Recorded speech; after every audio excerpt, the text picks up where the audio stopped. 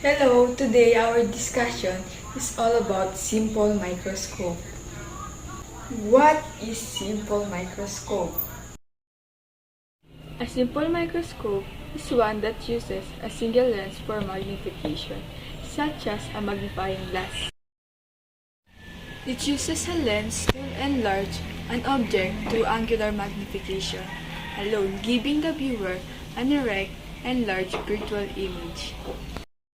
Gives magnified image of tiny objects such as macroscopic algae, bacteria, fungi, cells, or any biological specimen.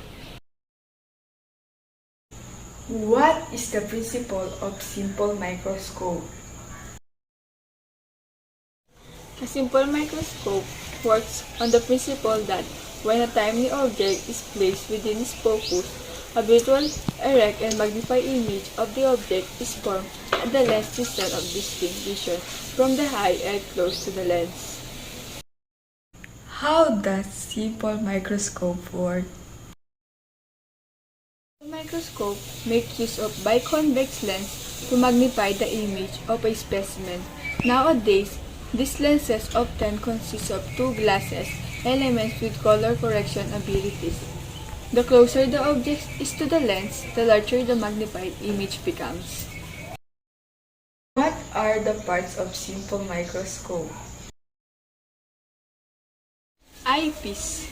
It is the lens that is used to study the samples and is placed at the top. It has a magnification of 10 times to 15 times. Nosepiece. This is also known as the turret. It is used for holding up the other objective lens and can be rotated while viewing the samples. Objectives. It allows microscope to provide magnified real image and perhaps the most complex component in microscope system because of their multi-element design. Objectives are available with magnification ranging from 2 times to 200 times. Specimen is placed for the observation. In the simplest case, the plane stage consists of rectangular or square design containing several clips to hold the specimen slide. A virtue diagram is the hole in the stage through which the base light reaches the stage. Body. The body tube separates the objective and the eyepiece and assure continuous alignment of the optics. Base. Base provides support to the microscope.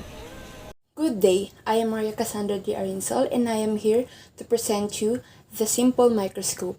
So first, what is a simple microscope? A simple microscope is used to see the magnified image of an object, and we are here to talk about the history of a microscope and the things that we can view under a microscope. So we are here to talk about first the timeline of microscopes. 14th century, spectacles first made in Italy.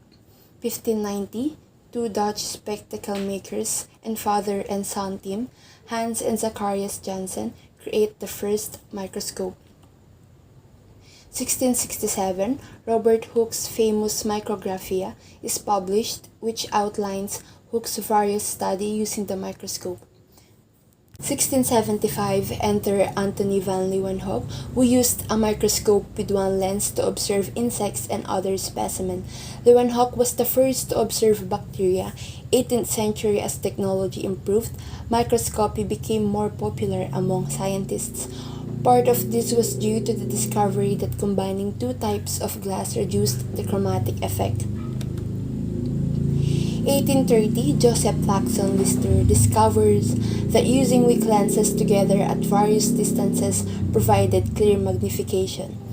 1878, a mathematical theory linking resolution to light wavelength is invented by Ernst Abbe.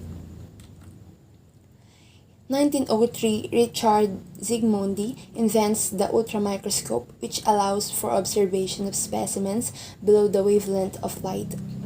1932, transparent biological materials are studied for the first time using Fritz Zernig's invention of the phase contrast microscope.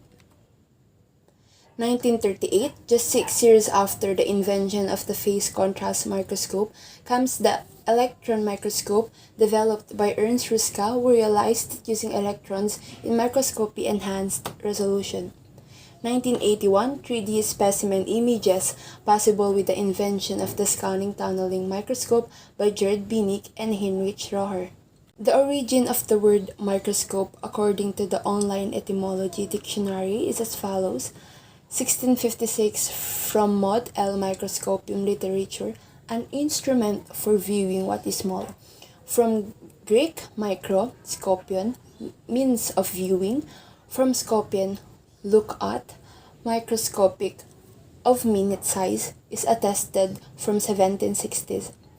History of the compound microscope. Just as the Greeks had a fully functioning radiant heating system operating 2,000 years before those only now being introduced in the US, so the origins of the compound light microscope appear to be traced not to Holland, England, or France, but to China, which is perhaps appropriate given the present predominance of China in supplying compound light microscopes. Did you know that the microscope is usually used for the study of microscopic algae, fungi, and biological specimens? It is commonly used by watchmakers to see the magnified view of small parts of a watch. It is also used by the jewelers to see the magnified view of the fine parts of jewelry. Here are the 20 things to look at under a microscope.